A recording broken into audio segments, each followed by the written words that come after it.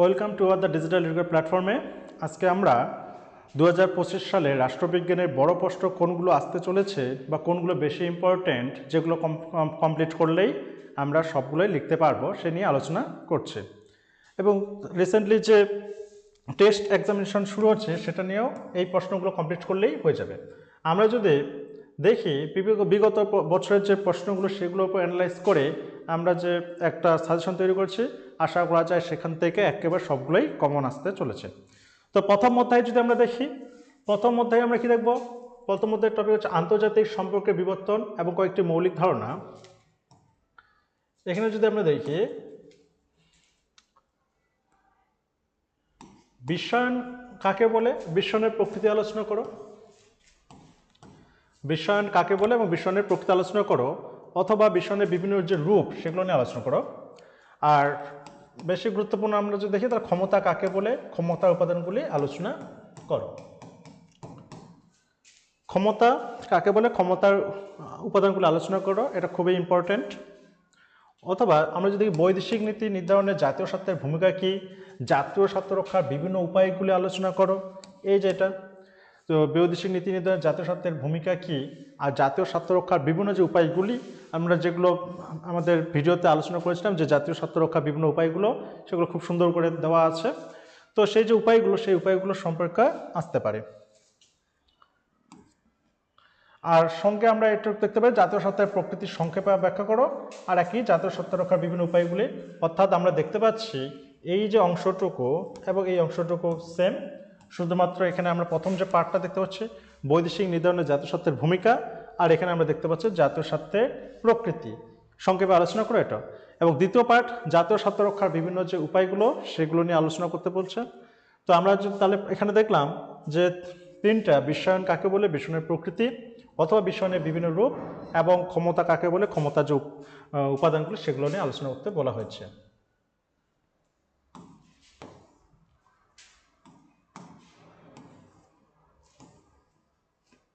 পঞ্চম অধ্যায় অর্থাৎ কয়েকটি প্রধান রাজনৈতিক মতবাদ।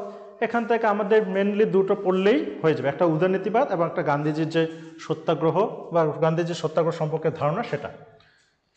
তো এখানে উদারনীতিবাদ কাকে বলে, এর বৈশিষ্ট্যগুলো আলোচনা করো, এবং গান্ধীজির সত্যাগ্রহ সম্পর্কে ধারণাটি আলোচনা করো। এই দুটো পড়লেই হয়ে যাবে এখান থেকে। তো পঞ্চম অধ্যায় থেকে আমরা দেখব উদারনীতিবাদ কাকে বলে, এর বৈশিষ্ট্যগুলি, আর হচ্ছে গান্ধীজির সত্যাগ্রহ যে সম্পর্কিত ধারণা সেটা।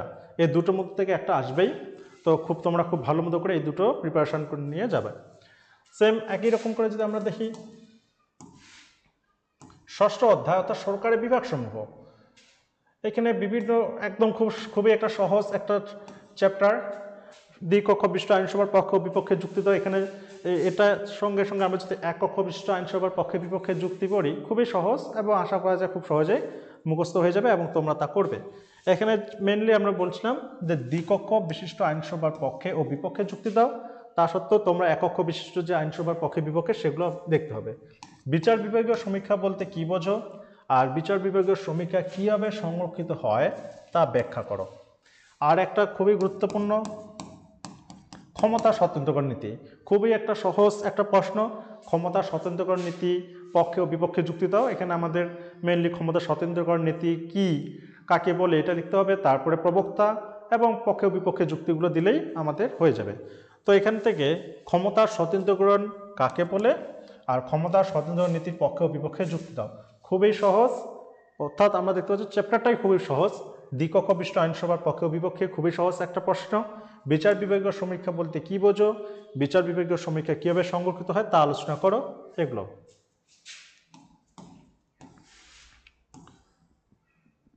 সপ্তম অধ্যায় যদি আমরা দেখি ভারতের শাসন বিভাগ।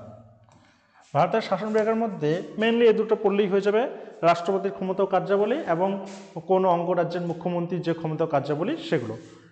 তো ভারতের রাষ্ট্রপতির ক্ষমতা ও কার্যাবলী আলোচনা করো, আর একটা হচ্ছে ভারতের অঙ্গরাজ্যের মুখ্যমন্ত্রীর ক্ষমতা ও পদমর্যাদা ব্যাখ্যা করো বা ক্ষমতা ও কার্যাবলী। তাহলে সপ্তম অধ্যায় থেকে এটা ভারতের শাসন বিভাগ, এই দুটো পড়লেই হয়ে যাবে। বাকি আর অন্য কোনো প্রধানমন্ত্রী বা রাজ্যপাল এগুলো আমাদের দরকার নেই, শুধুমাত্র রাষ্ট্রপতি এবং মুখ্যমন্ত্রী এই দুটো পড়লেই আমাদের হয়ে যাবে।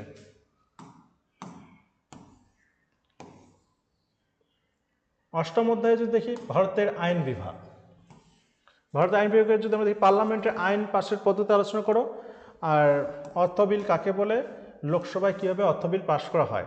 আর এখানে তো আমরা আরেকটা দেখি পার্লামেন্টের ক্ষমতা ও কার্যাবলী আলোচনা করো, সেটাও দেখতে হবে।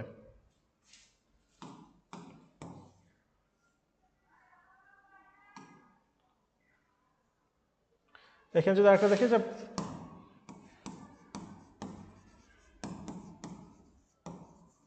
পার্লামেন্টের ক্ষমতা ও কার্যাবলী আলোচনা করো। তাহলে ভারতীয় পার্লামেন্টের ক্ষমতা ও কার্যাবলী আলোচনা করো এটা, আর অর্থ বিল কাকে বলে, লোকসভায় কীভাবে অর্থ বিল পাশ করা হয়, আর ভারতীয় পার্লামেন্টে আইন পাশের পদ্ধতি। মেনলি আমাদের এটাই পড়তে হবে যে ভারতীয় পার্লামেন্টের ক্ষমতা ও কার্যাবলী আলোচনা করো।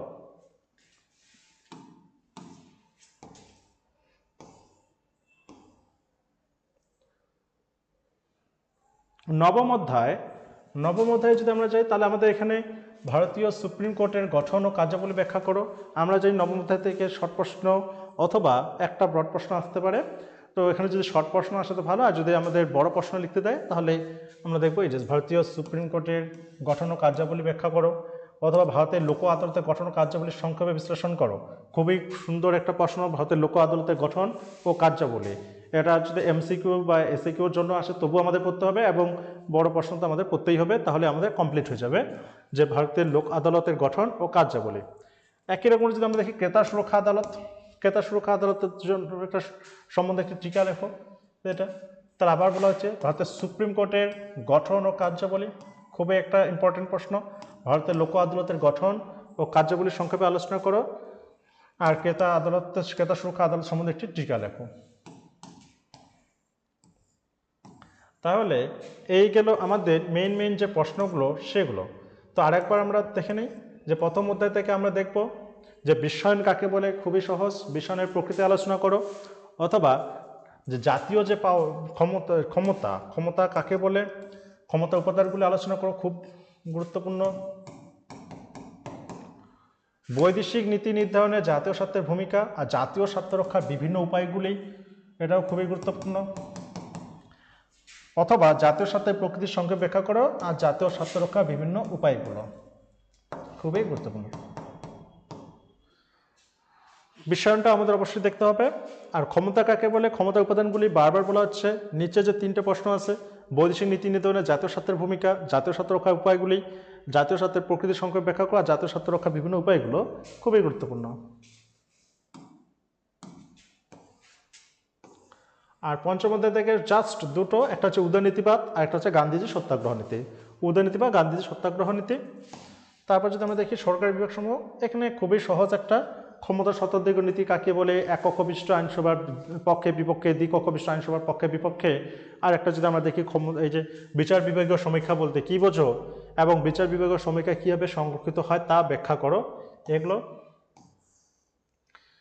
ভারতের শাসন বিভাগ থেকে ভারতের রাষ্ট্রপতির ক্ষমতা ও কার্যাবলী, অথবা এই যে কোনো অঙ্গরাজ্যের মুখ্যমন্ত্রীর ক্ষমতা ও কার্যাবলী, এগুলো। আইন বিভাগ থেকে আমরা দেখব ভারতের পার্লামেন্টের যে কার্যাবলী, ক্ষমতা ও কার্যাবলী সেটা, এবং ভারতের পার্লামেন্টে কীভাবে আইন পাস হয় সেটা। এই যে ভারতের পার্লামেন্টে আইন পাশের পদ্ধতি, আর অর্থ বিল কাকে বলে, লোকসভায় কীভাবে অর্থ বিল পাস হয়।